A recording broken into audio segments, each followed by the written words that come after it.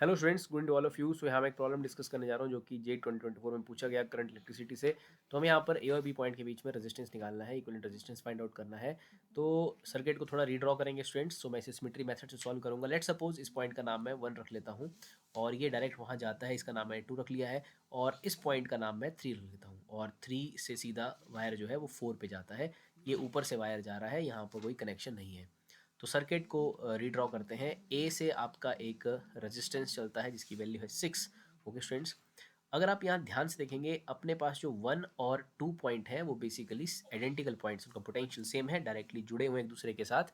तो आगे मतलब मैं 1 और 2 को जो है वो एक ही पॉइंट कंसीडर कर लूँगा। तो यहाँ मैं लिख दिया पॉइंट नंबर 1 और पॉइंट नंबर 2। ओके, और एक और पॉइंट है यहाँ पर 3 और 4 सर्किट में, तो मैं 3 और 4 को भी राइट कर लेता हूँ एक ही साथ, बिकॉज 3 भी 4 से डायरेक्ट जुड़ा हुआ है। दोनों आइडेंटिकल पॉइंट्स हैं। अब हम जोड़ने की कोशिश करेंगे बाकी रेजिस्टेंसेस को। ओके, आप देखिए लास्ट में 4 से एक रेजिस्टेंस बी की तरफ जाता है जो कि 8 है। मैं यहाँ सिर्फ एक 6 को जोड़ चुका हूँ, अब मैं 8 को जोड़ रहा हूँ। 4 से एक पाथ में ड्रॉ करता हूँ जो कि बी की तरफ जाता है और बी और 4 के पॉइंट के बीच में लगा हुआ है 8। तो दो रेजिस्टेंस मैंने जोड़ दिए हैं।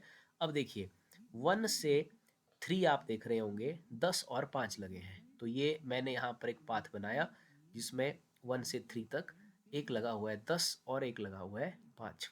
तो 10 और 5 भी हो गए।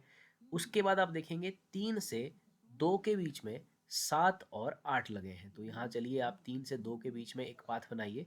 3 यहाँ है स्टूडेंट्स और 2 यहाँ है। 3 से 2 के बीच में पाथ में लगे हैं 7 और 8। तो इसे 7 लिख लेता हूँ, इसे 8 लिख लेता हूँ। और अब आप देखिए हमारे पास आई थिंक ये 10 और 5 हम ले चुके हैं और साथ में हम 7 और 8 भी ले चुके हैं। हमें सिर्फ 11 और 4 बचे हैं। अगेन देखिए 2 से 4 एक रास्ता जाता है जिसमें एक लगा है 4 ओम और एक लगा है 11। 2 से 4 एक ही पाथ में है, सीरीज में लगे हैं दोनों। और 2 से 4 एक और पाथ में ड्रॉ करूँगा इस तरह से।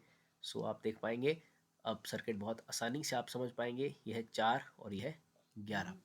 तो ऑब्वियसली ये 3 ब्रांचेज है जो कि आपस में पैरेलल में है और ये 10 और 5 आपस में सीरीज में है। तो सर्किट को और थोड़ा छोटा करते हैं। दिस इज 6, 10 और 5 का जो है स्टूडेंट्स वो बन जाएगा अपने पास 15, और 8 और 7 का भी बन जाएगा 15, और 11 और 4 का भी बन जाएगा 15। ऑब्वियसली इसी तरह से वो जानबूझ के बनाए गए हैं ताकि इजीली कैलकुलेशन हो जाए।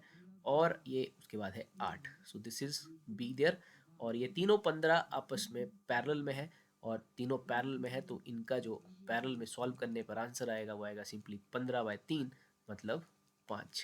तो सर्किट और छोटा हो जाएगा। तो यहाँ बचेगा 6 और आगे बचेगा आपके पास 5 और आगे बचेगा 8। सो ए से बी तक आप देख रहे हैं सीधे सीधे ये सीरीज में जोड़े गए हैं। सो 8, 5, 13, 13, 6, 19, सो 19 जो है इस क्वेश्चन में आपकी इक्विवेलेंट रेजिस्टेंस है between point A and B. तो इस तरह से क्वेश्चन को करके आसानी से आप आंसर अपना निकाल सकते हैं।